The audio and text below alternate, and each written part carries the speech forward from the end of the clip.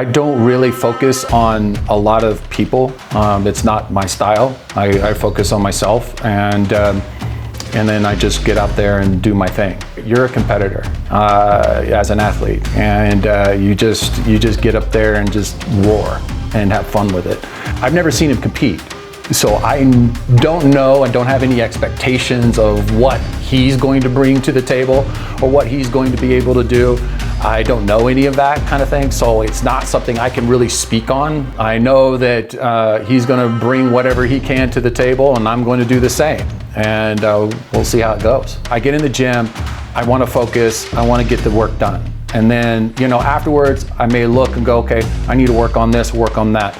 I know what I need to do to be in top performance. I know what I need to work on. If I see Marc or I see other competitors, I look at them and go, okay, they have this. If they're going to show it, then yeah, of course, I'm going to go, okay, I see what they got. Everybody's going to compete. For me, it's going to be about me waking up as early as possible and going to bed as late as possible. Basically, I'm in. And once I do it, I do it. This is going to be a little bit different. I wanted a different look this time. I wanted a fuller look, but I'm kind of liking it, and I'm liking the way that my body is kind of transforming. So bodybuilding for me, this is a new animal for me, but it's going to be a new challenge. Patrick is a good guy. I met him at one of the shows. He was one of our expediters, and then got to know him kind of at a personal level. I really respect him a lot. He's a man of God like myself, which obviously I respect that. And he's tough. He's going to be tough. He's one of those guys for bodybuilding. I'm going to be honest. It actually scares me because I know what he brings, and he's a big guy. He's carrying a lot of muscle, and I'm kind of one of the smaller guys. So it's going to be really interesting what he brings to stage compared to what I bring to stage. I'm welcoming the challenge, and it's definitely going to be a challenge, but it's going to be fun.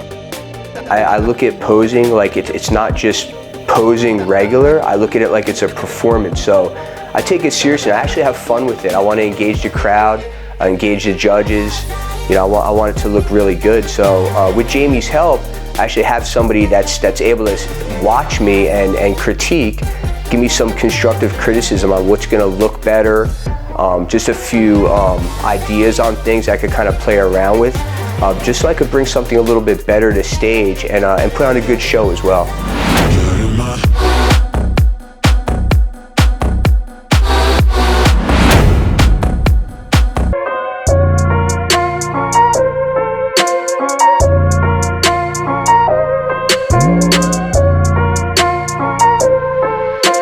So I really work with Coach Zing on body movement, also on mindset. We have pictures up there, and what I do is identify them as a certain style, so a certain animal style.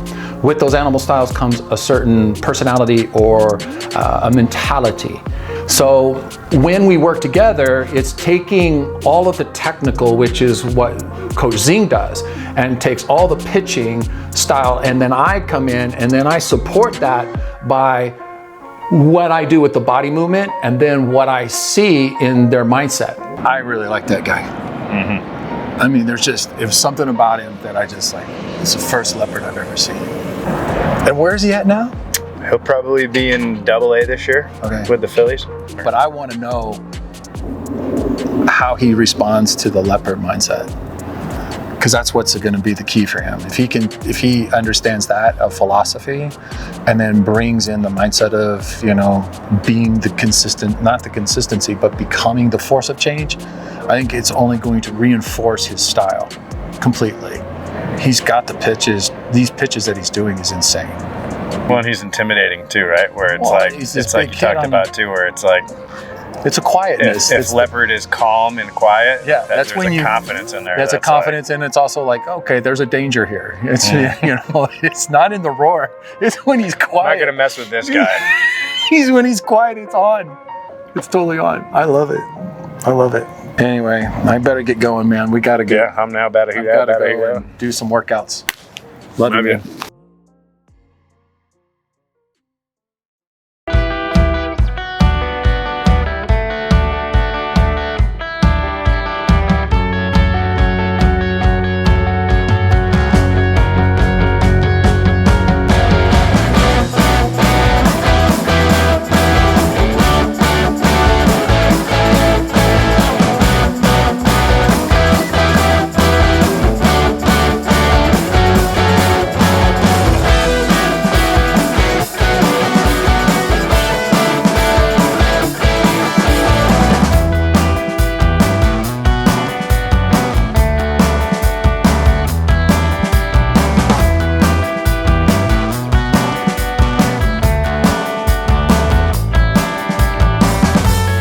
Jiu-jitsu is a big deal. That's something I've trained for 21 years.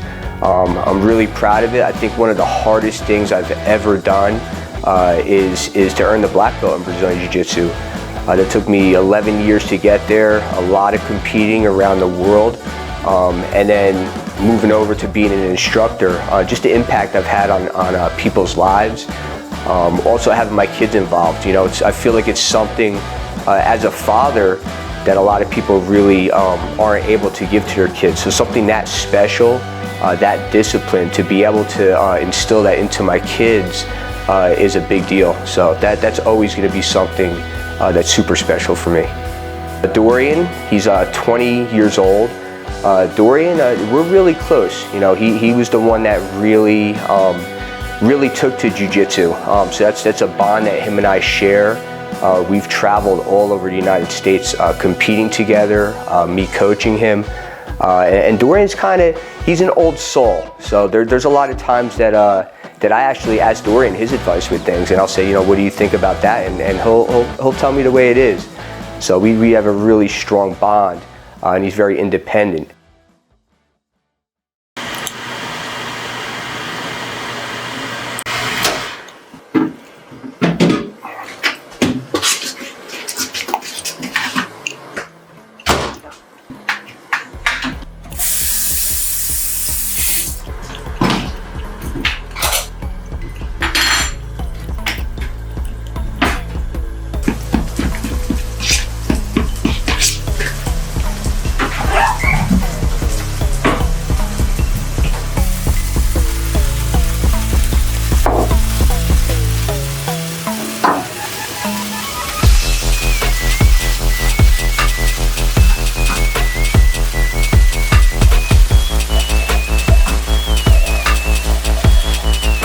Well, food and nutrition could be a fun topic. I think everybody has an opinion about food.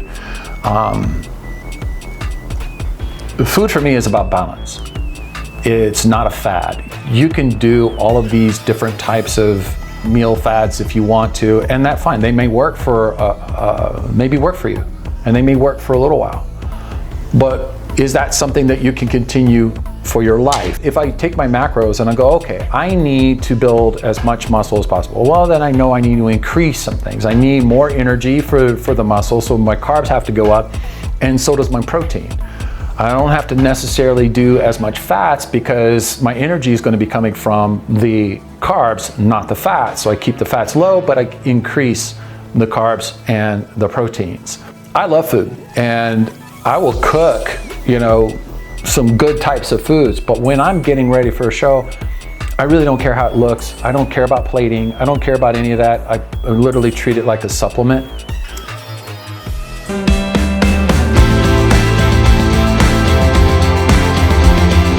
For me, it's not very hard at all. Maybe at the beginning it was hard, but now it's pretty simple. I meal prep. If we are going to go out to eat and it's not one of my cheat meals, then I'll just bring my food with me. I have run into some problems before where restaurant owners would say I wasn't allowed to bring the food in and things like that, and I kind of got around it. But other than that, it's pretty simple for me at this point.